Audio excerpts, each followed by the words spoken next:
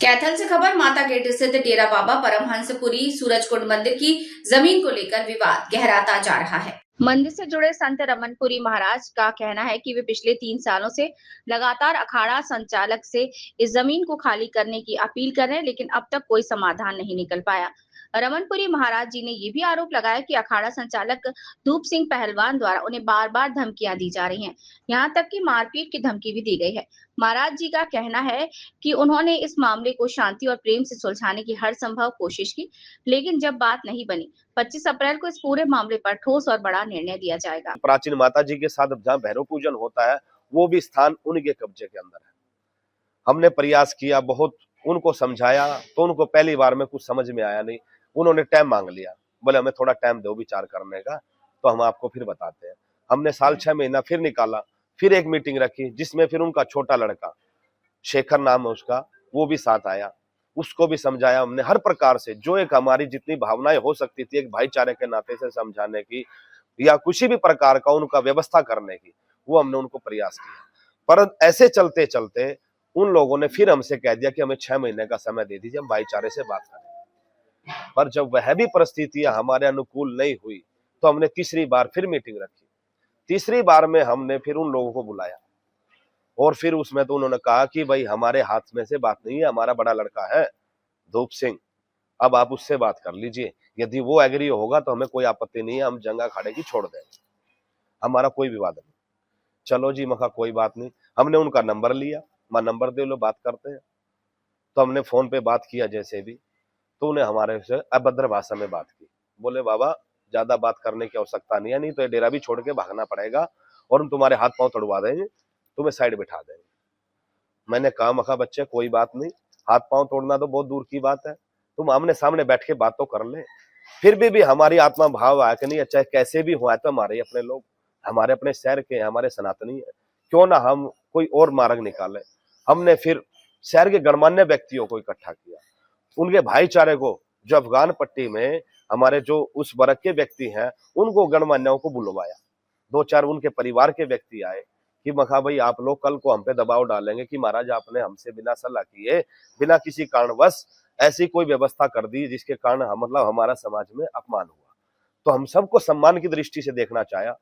तो हमने उन लोगों को बुलवाया और उनके आपस में बात हुई, तो उन्होंने भी उनको कहा, बोले तुम बाबा के चक्कर में मत आओ, बाबा का तो हम ऐसे कर देंगे। उन लोगों ने भी आके हमें जवाब दिया, बोले वो सुनने को तैयार नहीं है महाराज जी, अब आप चाहे जिस प्रकार का आप कानूनी कार्रवाई कीजिए या प्रशासन का कीजिए या शहर की जनता के माध्यम से कीजिए, वो आपकी अपनी जिम्मेवारी है, अब हम आपके बीच में नहीं आएंगे, क्योंकि हमारे भाईचारे में भी उसने हमारी बात समाज की कोई रखी नहीं। फिर शहर के 2-4 गणमान्य व्यक्तियों से हमने बात की। देखिए आप प्रयास 3 वर्षों से हमने कहीं भी किसी लेवल पे यही नहीं सोचा कि भाई हमारे कहीं बेइज्जती हो रही है, वो अगले हमारे प्रति किस प्रकार का भाव रखते हैं, नहीं।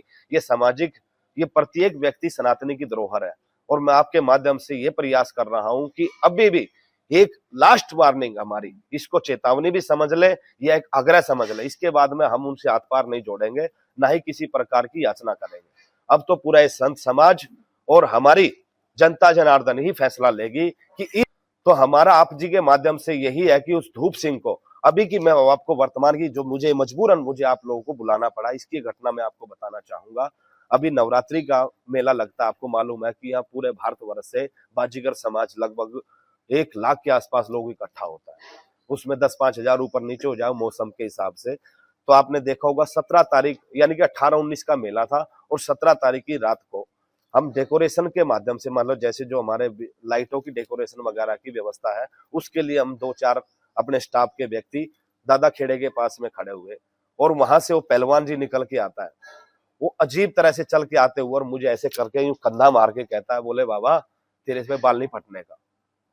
और फिर हम वहां अपना बस अपने आप को, नहीं तो इतना देखो आप लोग के सामने कमजोर नहीं है कि भाई कोई कैसे भी नहीं मारे, अब उसको चुपचाप सह जाए, पर नहीं, हमारा व्यक्तिगत कुछ नहीं है, हमारा ये तन पे भेक है, इसकी एक मर्यादा है, गरिमा है, इसकी गरिमा को रखते हुए हमने सहना उचित समझा कि नहीं, ये बड़े समाज का और धीरशील का कार्य है, इसको आवेश में आकर के कुछ भी निर्णय नहीं लेना।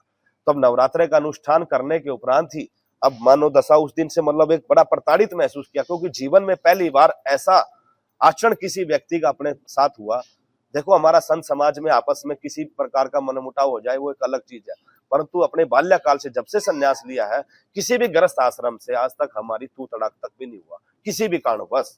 ये ऐसी कृपा रही महामाई की, चाहे वो कोई कब्जादारी हो या कोई किसी प्रकार को, हमने हमेशा बात के मतलब संवाद से ही उस मसले को सोल्व करने का प्रयास किया। पर अब अगले व्यक्तियों ने हमें मतलब कड़े शब्दों में धमकी दी गई है कि आपने जरा सी भी कोई कार्रवाई या हमसे कब्जा छुटाने का प्रयास किया तो हम आपको हाथ पांव तोड़ दें या जान से मार दें, कोई डेरा छोड़ के भागना पड़ेगा। तो मुझे न्याय चाहिए प्रशासन से भी और जनता से भी कि मेरे जीवन में अपराध क्या है जिसकी सजा ऐसे दुष्ट व्यक्ति हमारे को देने को प्रयास कर रहे हैं। आप लोग जागरूक होइए, नहीं तो आने वाले समय में ये मंदिर मठ खाली एक ऐतिहासिक जगह बचेंगी। आपने देखा होगा कैथल शहर यानी कि कपिस्थल नगर ये 9 कुंडों से सुसज्जित था और आज इसमें सिर्फ 4 कुंड वो भी संतों के संरक्षण में है तो ही बचे हैं, अन्य तो सब पे वो माफियाओं के कब्जे और बाद में कॉलोनियां कटनी और फिर बाद में धूल उड़नी और इससे ज्यादा कुछ नहीं। मैं आप सबको बिल्कुल नम्रता भाव से और पूर्ण एक सन्यासी, सच्चा सन्यासी होने के नाते इस महादेव के चरणों में बैठ करके आप लोगों से निवेदन करना चाहूंगा कि आप लोग इस विषय में कहीं ना कहीं कोई ना कोई अपना स्टैंड जरूर ले और इस स्थान को मुक्त कराने का हर संभव प्रयास करें। निहित सनातन धर्म के ऊपर देखिए, हम दूसरे भी धर्मियों का नाम लेते हैं, ये इधर उधर के भड़काऊ वचन करते हैं, हमें उनसे ज्यादा डर अपने घर के इन कालनेमियों से और इन दुराचारियों से है, उनसे नहीं है। जब हम एकजुट होंगे तो हम किसी भी बाहर वाले की हिम्मत नहीं है कोई हमारे घर में आकर के किसी प्रकार का गलत आचरण करे। तो हम आप शहर वासियों का सहयोग मंगा रहे हैं या मांग रहे हैं जैसे भी, तो क्या आपने कोई डेट, समय, कोई स्थान भी निश्चित किया जो लोग आपसे संपर्क करें, इस बात को लेकर बातचीत करना चाहें या शहर के लोग इकट्ठा होना चाहें, क्या संपर्क, कैसे बात करेंगे आप लोगों से?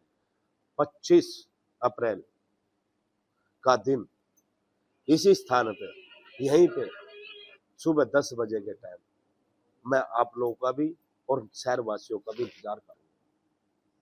क्या करेंगे उस दिन हम कोई ना कोई निर्णय जरूर लेंगे, प्रशासन को निर्णय लेंगे, निर्णय लिया जाएगा और ठोस निर्णय लिया जाएगा जिसमें शासन प्रशासन हमें जिम्मेवार न ठहराए।